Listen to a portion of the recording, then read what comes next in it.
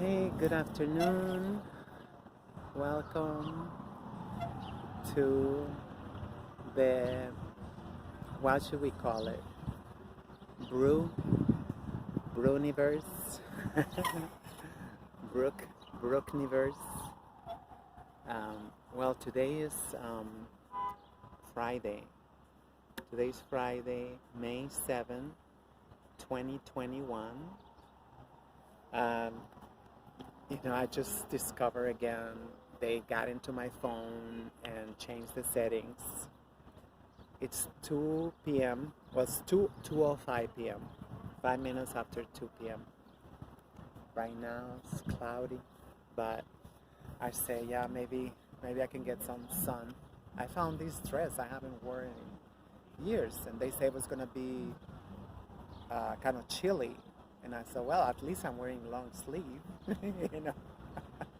I'm wearing long sleeve, and I forgot it had a very generous, um, whatever I call. We call this a V-neck. We call this a V-neck. I don't know.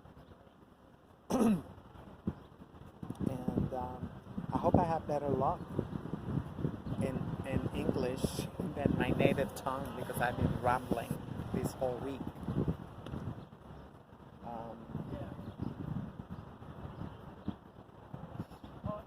I guess, I don't know. I think it's like only after 5 years you can be a more objective perspective, that when you watch yourself after the years you can be more objective. Like, it's too soon. Like I say, although I cannot watch myself like 10 years ago.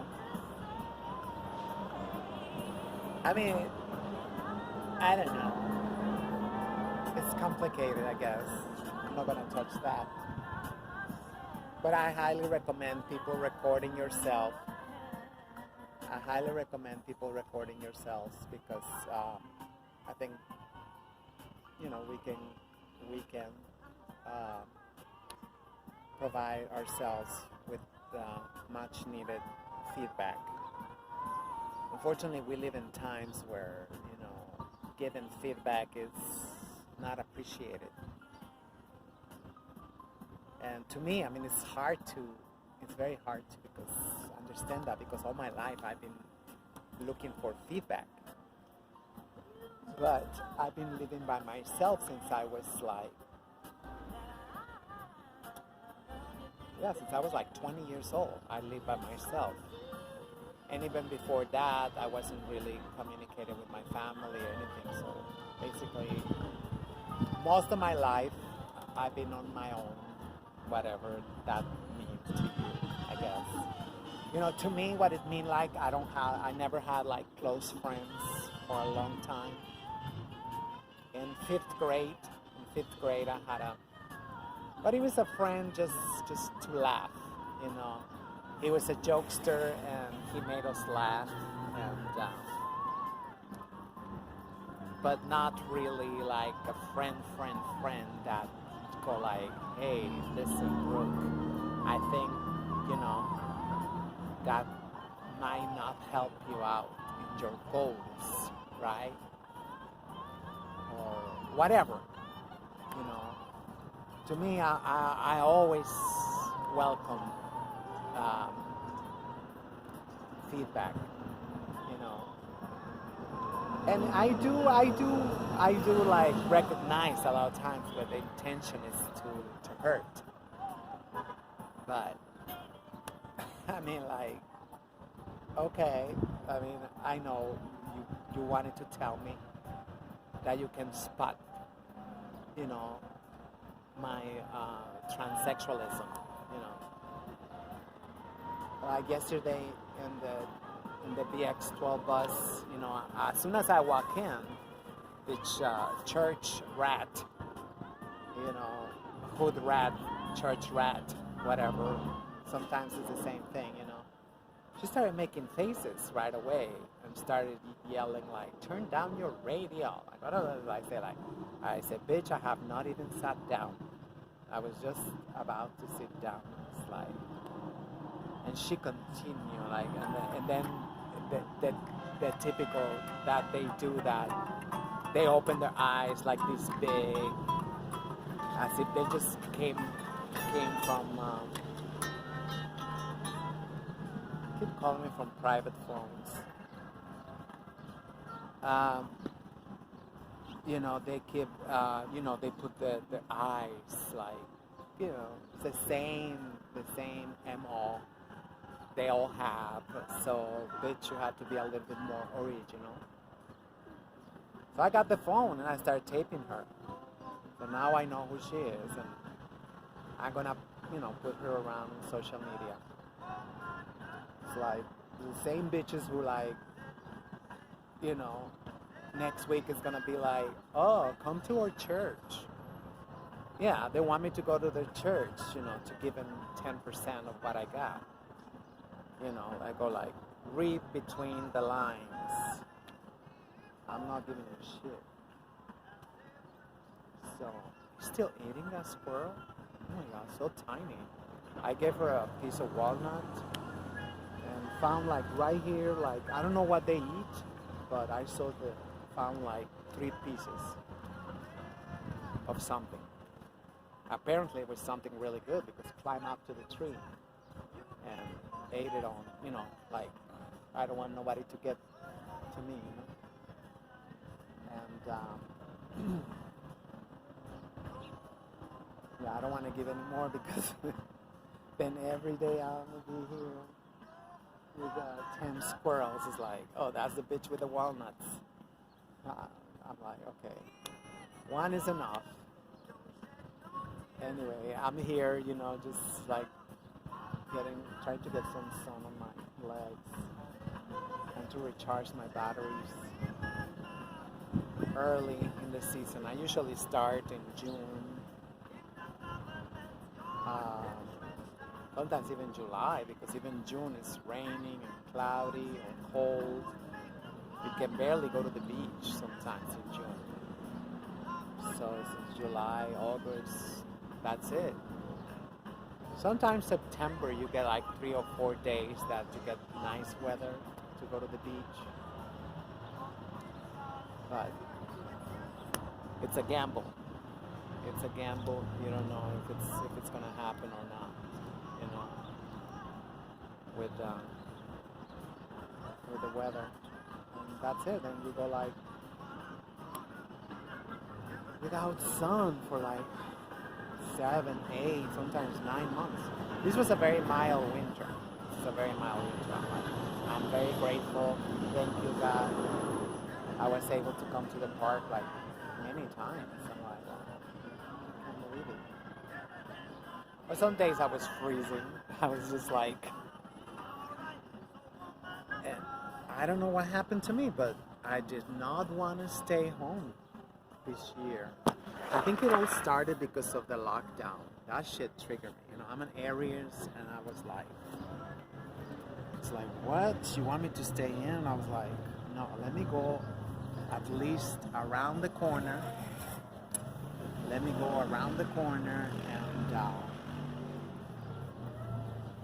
and I started walking around. And I started, okay, it's not too bad, it's not too cold. And then I bought a jacket, which is supposed to be like really great. And it was good. I mean, it wasn't that great as I thought that it was gonna be like, not gonna be finished, and I'm not gonna be feeling cold. I was still feeling cold. So I don't know. I guess I need to invest now in layers, I guess, like fleece, like thermal, I don't know whatever they call this. I don't even know. It's next winter, I'm going to be out too all day. Well, especially if it's snow, I don't go out. If it's too much snow, I don't go out. And I just cannot walk in. I don't know how to walk in the snow. I fucked myself up really good. I almost pulled this thumb out. I almost pulled my thumb out. How? I don't know.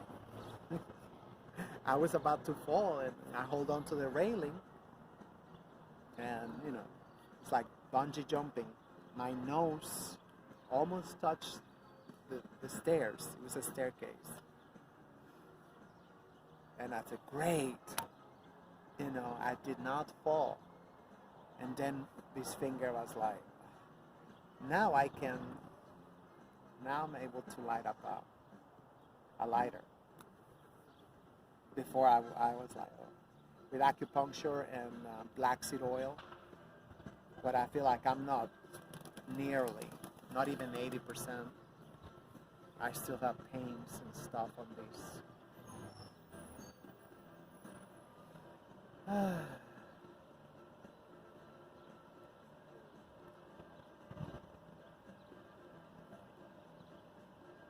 I think I forgot what I wanted to speak. I remember I was coming up the stairs over there on Cedric, and I was, usually when I'm looking at nature, I know yesterday I got kind of like, perhaps, I don't know, too heavy for some people, I don't know, but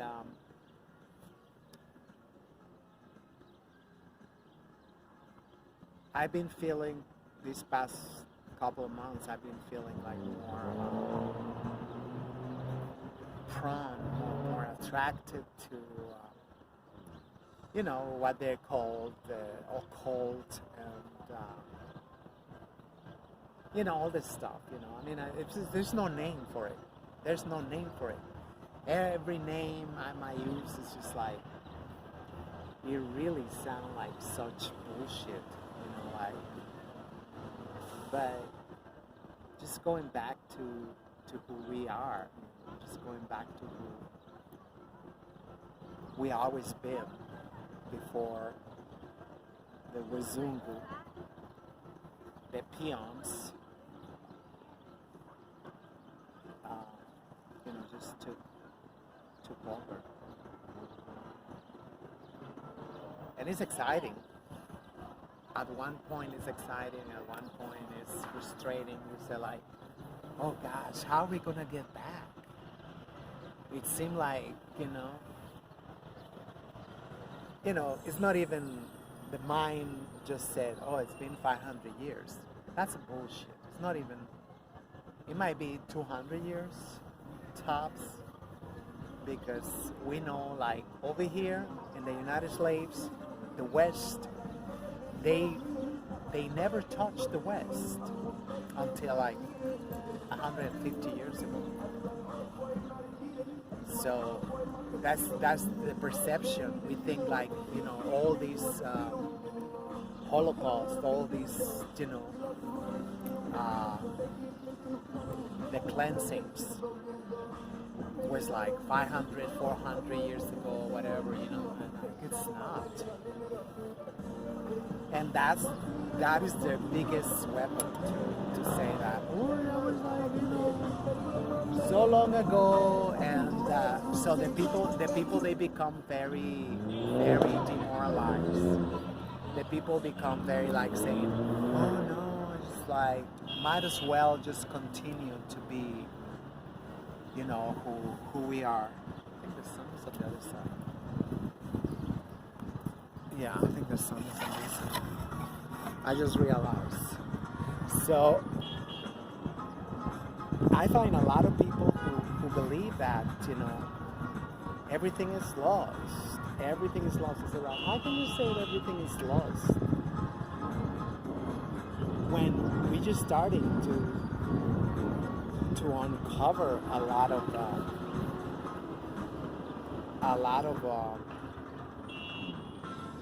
let's call it pieces of the puzzle. Let's call it pieces of the puzzle.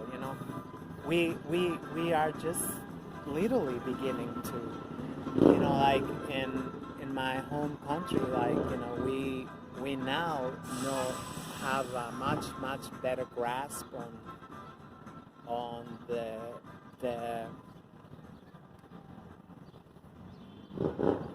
how do you call it, spiritual You see, like all these freaking languages is such a fraud. Such a fraud.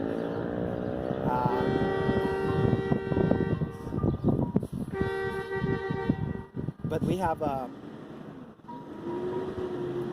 I say a deeper understanding. Okay, that's the typical, a deeper understanding of the principles of Toltecayotl. Which to me, I mean, it's like it's not like like perhaps as many like the principles of math or but it's at the end of the day, it is how to avoid conflict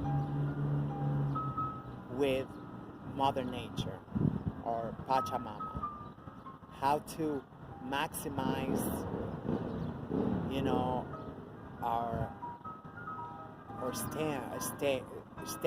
stands, whatever. I don't know if I say that. In this realm, how to make the best of it without, well, now I guess they will call it like carbon footprint, but yeah, I mean, like we can still use that, the carbon footprint, or but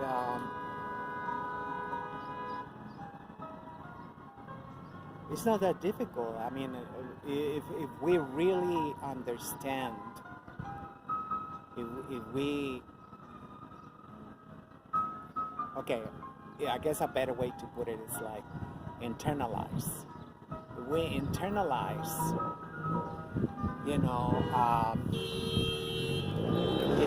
Mother Nature. If we internalize Mother Nature, that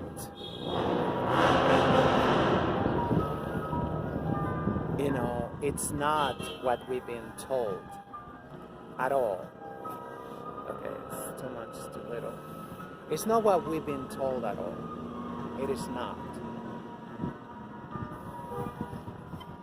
We are nature.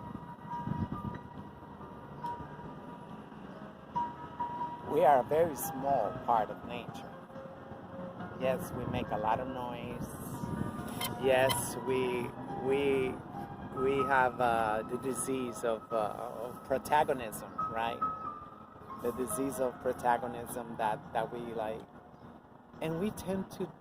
We see everything from that perspective. Like we call the lion, we call him the king of the jungle.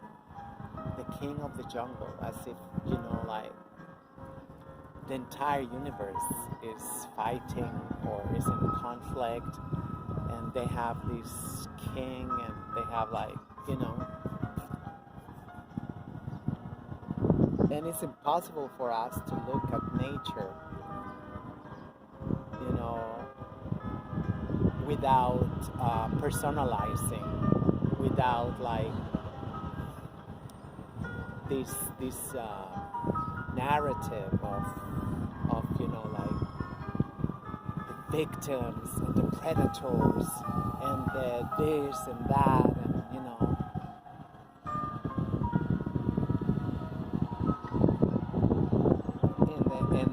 and I think that's what the Wazungu, like that's what I'm using for the peons, right? The Europeans. That's how they see. We have adopted all their belief system, all their they're terrified of nature. They are terrified of nature. That's why they like constantly coming out with new machines, new this, new that, to try to, to either use it to their advantage or neutralize it when it comes to them. How can we like send them to Haiti, send these forces to Haiti, send these, to all what they consider to be their enemies, because everybody is their enemy. Anybody who have a dominant gene pool is their enemy. I mean, that's just plain and simple. That's the way they see it. You see, like you have a dominant gene that can overpower me in a couple of generations. So we see psychosis, whatever you pronounce it. I don't know how you pronounce it. We see constant struggle that to them it's just their way of living, if you can consider that living, when every step you make you have to look over your shoulder, because they come from deprivation, in the caves, and especially in Northern Europe where they come from. I mean, according to all genetic material that we got, according to historians, we know they came from the caves. And we know that because we see, like, still we have tons and tons of human remains. Used to,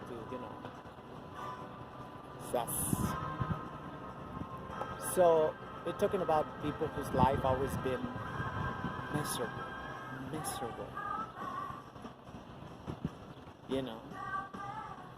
only because they declare war against Pachamama. And we're like, oh yeah, whatever. We don't care. We have the last ice age. And what happened? They became trapped. They got trapped. And not for a couple of years, I mean, for a long time in the last ice age. So the last ice age taught them to be mean. Why? Because that's the idea they have of Pachamama. To them, Pachamama is a bitch because, she killed her children. I mean, imagine living every day on a, like minus 60 degree weather. Every day.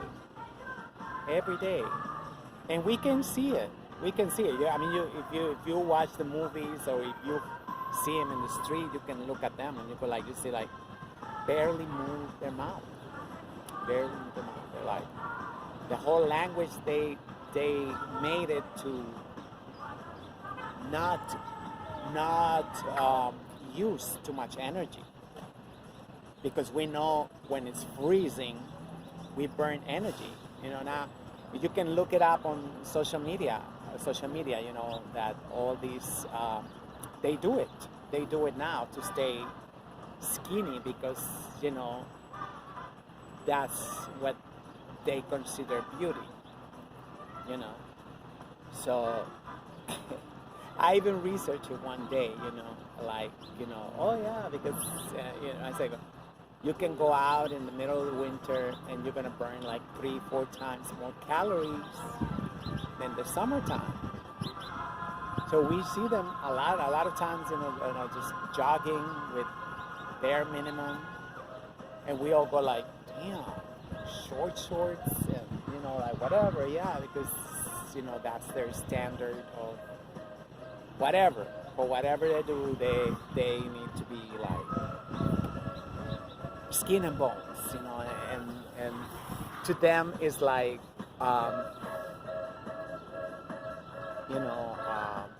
they prove everybody that they're in control. because they see like, if I'm in control of my body, then I can control everybody else. It's kind of like, it's the whole always really harsh, very,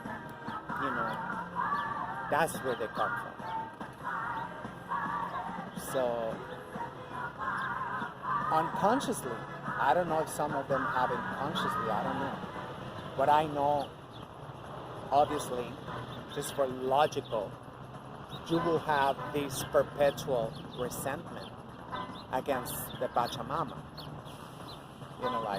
And you're gonna have a vision of the world of, pain, suffering, fighting, very, very, very, very tough life. Very tough life, that's where you come from. And I can even relate because I had a very, very tough childhood in a sense that I was neglected. So I know that. I was in therapy for 15 years until a year ago. This is why I'm doing this video, because I'm literally freaking out. I without supervision. At least I would go once a week, 45 minutes, sit in front of a therapist who supposedly was to give me his or her undivided attention and supposedly point out,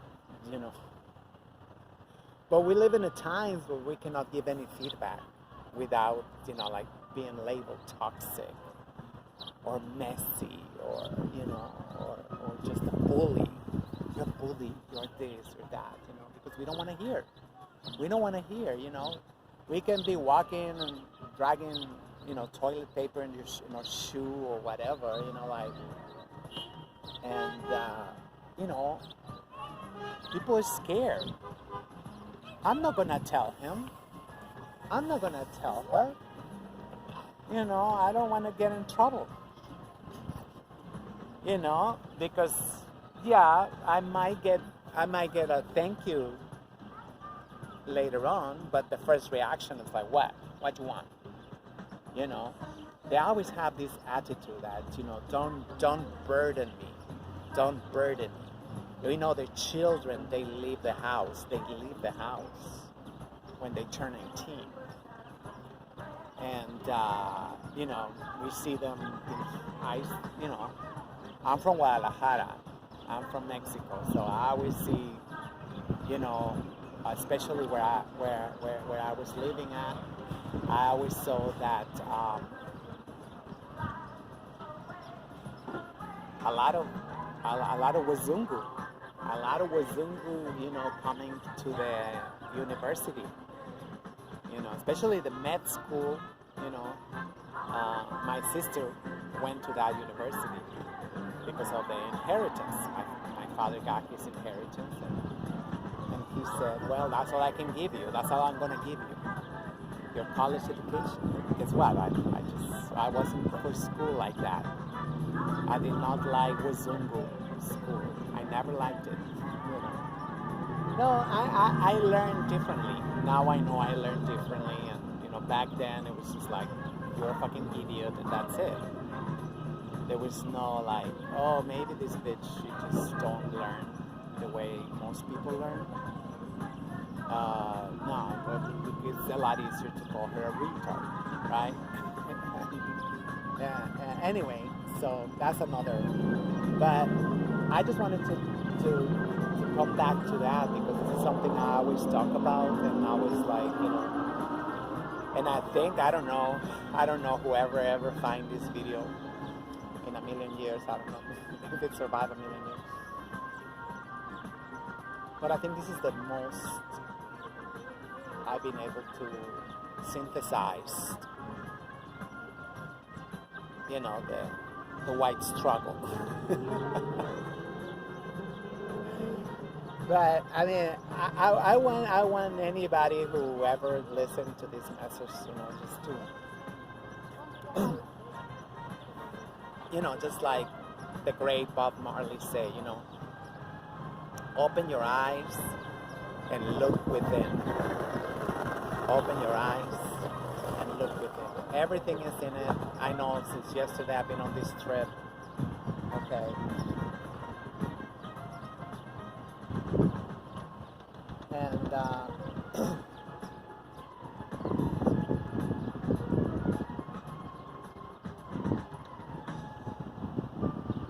I think it is very important to understand who is that we are being, I mean, basically, I mean, I guess terrorized. That's, and it is embarrassing. It is embarrassing. I mean, that's embarrassing us, you know. I talk about it sometimes, that I was already on like sixth grade. I was in sixth grade, but because I flunked second grade, and because we moved to the big city when I was in fifth grade. Allegedly, I was in fifth grade. I don't know where I was. But we moved to the big city, and the big city, they said, well, that education they give in a small town is useless. So she needs to do fifth grade again. So I was grown. I was this height when I was already, I don't know, 14. Except that I was like 300 pounds. So I was really big. So I think that's also why I never clicked with nobody. In grade school, I never clicked with nobody in high school because I was much, much more developed, and I'm talking about, fat development. Food was everything to me. Freaking bitches like The Exorcist. I can't believe these bitches are like that. I hate feminism. It's like, how are you gonna be like, you're already over there, and you are like the freaking exorcist. You go like, what is that bitch doing? What is that bitch doing? Mind your own damn business. Yeah, fuck. Like, you're miserable. You got a coat and you got a whatever, and it's like 70 degrees right now. And it don't matter. People in the summertime, they're overdressed because somehow they heard the sun is the worst enemy. Whatever. I was waiting for the bus yesterday, and that's when I encountered that ratchet woman, that thug bitch. That's gonna be my new. I coined that term. Please give me the credit. Thug bitch. It's just like, I'm not even sit down. Turn down your radio, and yelling so everybody can hear you. So yeah, I already ran out of fucks. So I just get out the phone and I got you. I got your whole ratchet self, on video. And it's not the first time. The first time, like I said, I know this woman. I said I've seen her. Like, she's always like, just a waste of time. This is where you're using your energy. Just to trying to shame a tranny. I mean, like, for real. That's how empty and pathetic your life is. I mean, like, for real. I mean, like, that's not even a bottom feeder. That's not even a bottom feeder. That's like a shit feeder. Straight up shit feeder. I mean, like,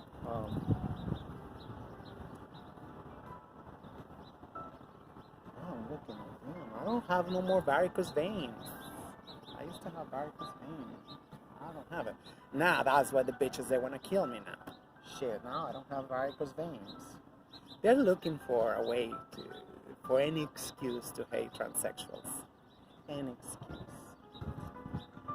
So I don't care. I don't care. The feeling is mutual. So, see how easy it is to get sidetracked. And I feel a special way because it's like, oh gosh, I'm supposed to, like, this, that, whatever, but it is very important, and for me, it's crucial to talk about energy.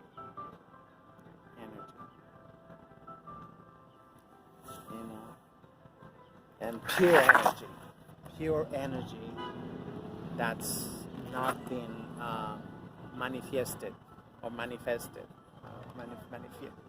I'm trying to make a new word, I guess.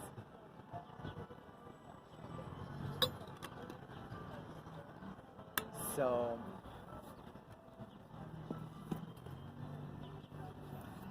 yeah, I'm a little bit here.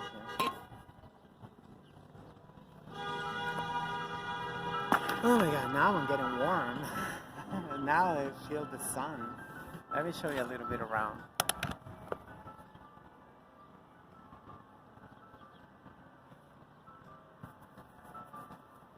It's hard for us to understand that we are pure energy because of this clutter, this flesh coat. Don't get me wrong, I mean, there's nothing wrong with the flesh coat. I know it's a, look, I'm a 15-year-old girl with my what's it called? Bubblegum pink handbag, which never finished growing up. I don't know, I loved bubblegum pink. Anyway,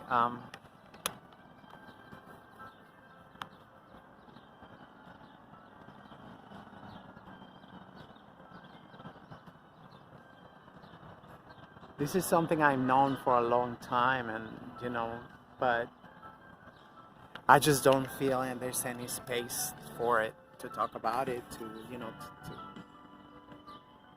but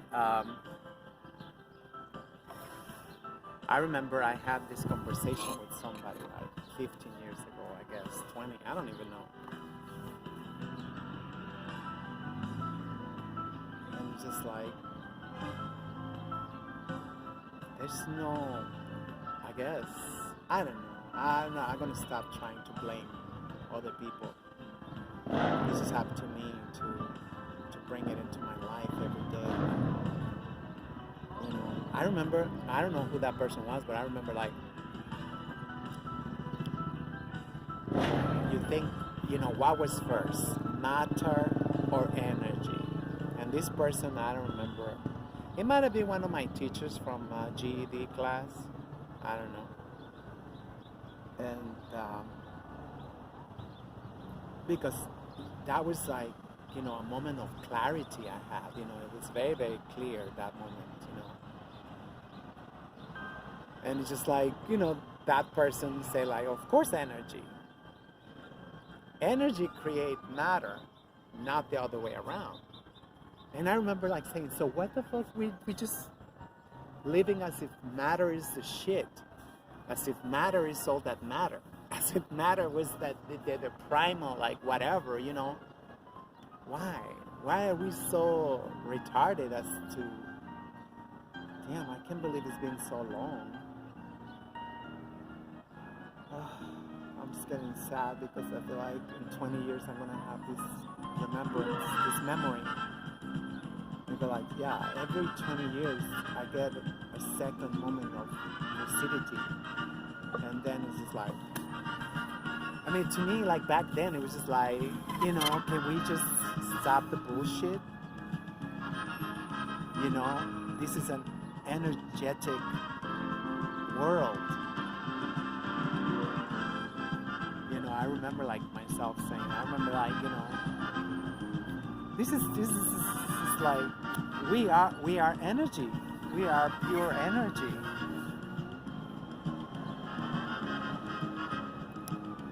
But we revere matter. And this is where, I sound Christian, with the material possessions and material shit. I mean, that is such a cheap, interpretation, but it's a pop culture interpretation, but it is that simple. It is that simple, So what can we do to be reminded of the energy?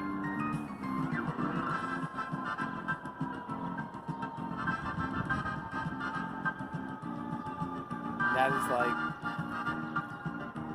the million question. I mean, like, what is it that can we do that automatically bring us back to reality? Instead of us wasting time on diets and cosmetics and bullshit, why are we so afraid of every day is a fire? Don't tell me that people are broke and people they're getting insurance. Freaking burning this shit down. Come on. This shit is for like the winter. It's like a parade. You saw that? The ambulance, the fire cars. It's a freaking parade, you know, like the ambulance is going around, I guess. I mean, like 3 days ago, I was on Valentine Avenue. I decided to take the less beaten path, and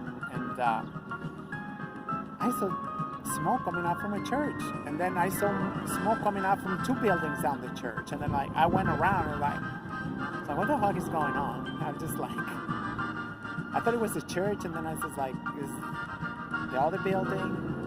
Am I going crazy? I still got some video. I haven't even uploaded. I forgot.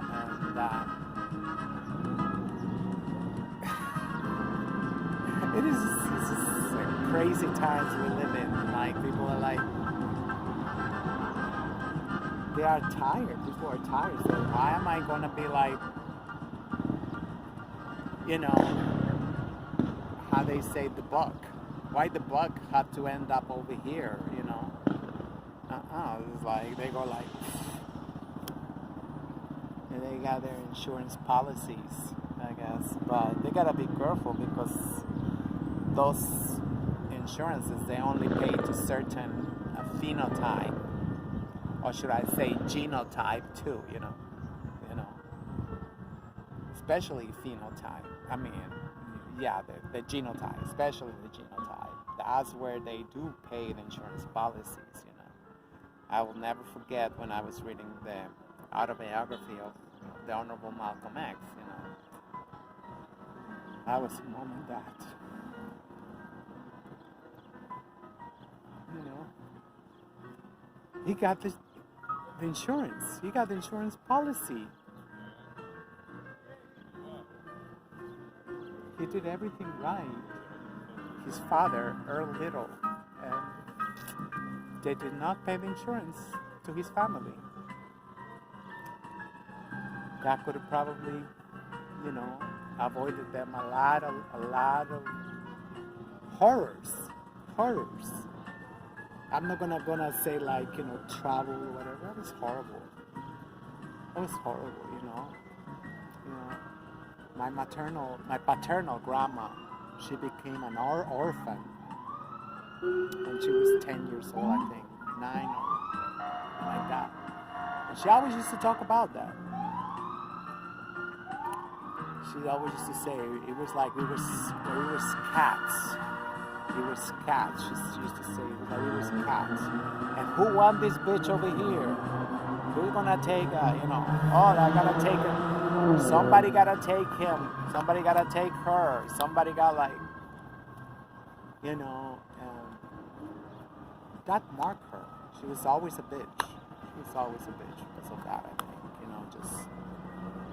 And I remember she said it's like when somebody called her, when was talking about her, you know, she say, and this one we can take her to Mexico City or I think or something. She said it's like, and she said this one have a name, you know. They all got split up. Some of them I remember, they speak French. They were put up in the capital city and in a French college.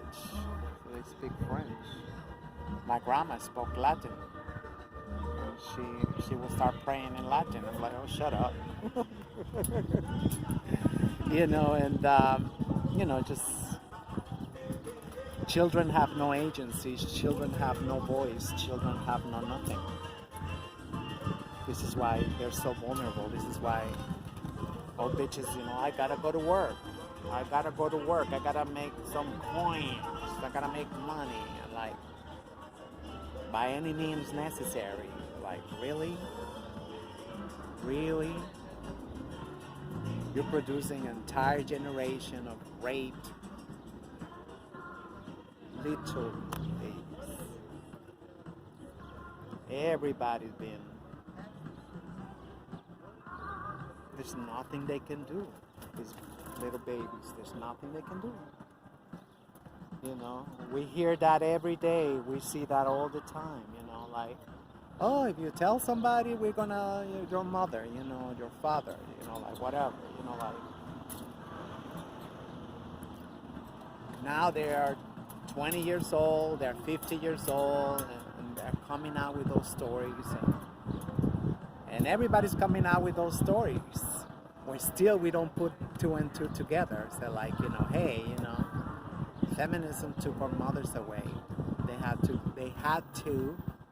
go to work. Supposedly they had to go to work, It's like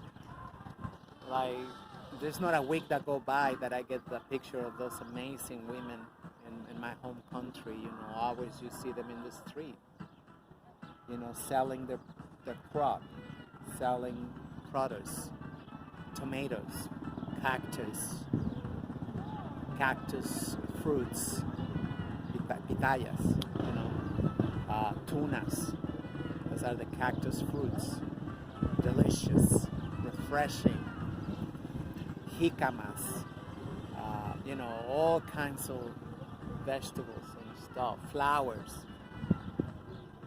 And they always had the blanket. They got 2 or 3 babies playing in the blanket, 2 or 3 babies running around. They was watching them in the plaza, in the, whatever area outside the marketplace.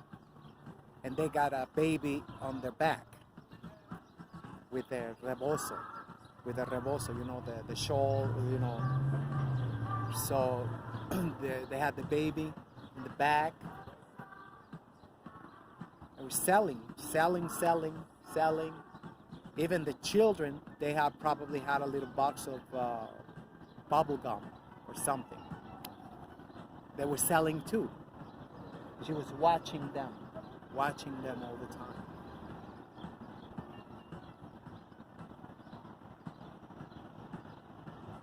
It was a whole different system because everybody knew your children. I can guarantee you, even if I go to my mom's town, they'll say, oh, your mother is such and such. And I go like, yeah, I look just like my mom, unfortunately. The pale one.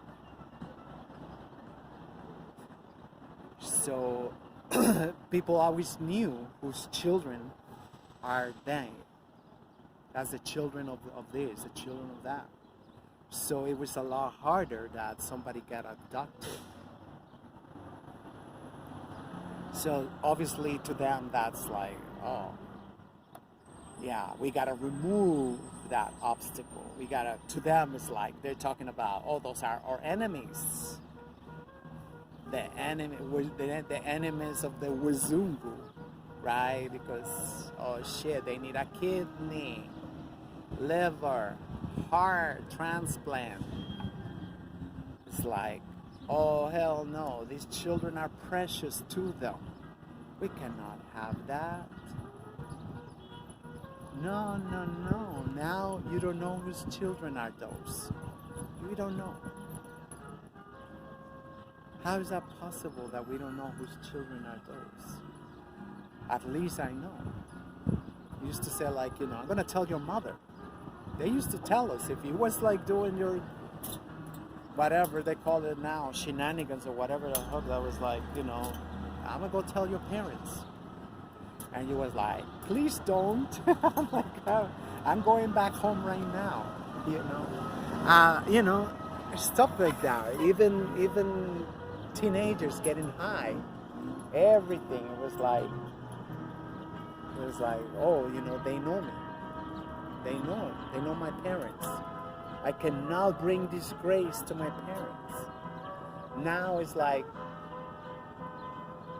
I believe that parents need to go to prison. Not just the child, not just the teenager, not just the young man. Come on.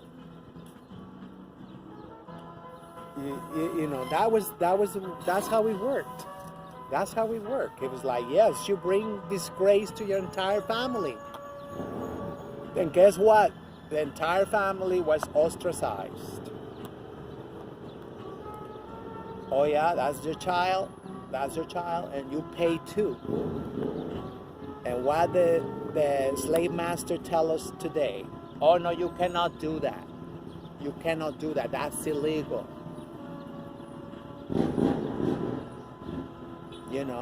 And that's this and that, and you can go to prison, you can whatever for just having agency. For just having a little bit of agency, you get targeted by the government, the slave master.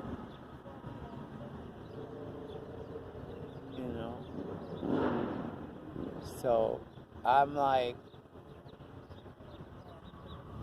just putting it out there. I'm like, I will never get tired of talking, because I know I only need one. I only need one. If I ever get the ear of one charismatic leader that take himself seriously and say, this bitch is not that crazy. Enough is enough. Like they say, the buck stopped with me because I'm the one who... I mean, it's not that you're the one, the people choose you. I mean, like, I got into an argument the other day too, like, oh yeah, that was like talking about Carl Dix, Mr. Carl Dix, saying leader this, he's a leader. No, a leader is appointed by the people. They decide who's the leader, who is charismatic, who is not. You can appoint this, and that, but there's no charisma, there's no nothing. People, they want what they want. That's why they could not understand, they can never stand it, that was the most honorable Marcus Garvey, the honorable Malcolm X. It's like, why him? Like him, he's too pale, he's too mean, he was a pimp. He was like a man, he was like, just because it isn't you. It's ridiculous. The same thing now with Dr. Umar Ifatunde. I mean, like, it's not what you want. It's not what I want. It's what the people want. And the people love him. People believe in him. People follow him. People support him. How he bought that school, you're still going to doubt it?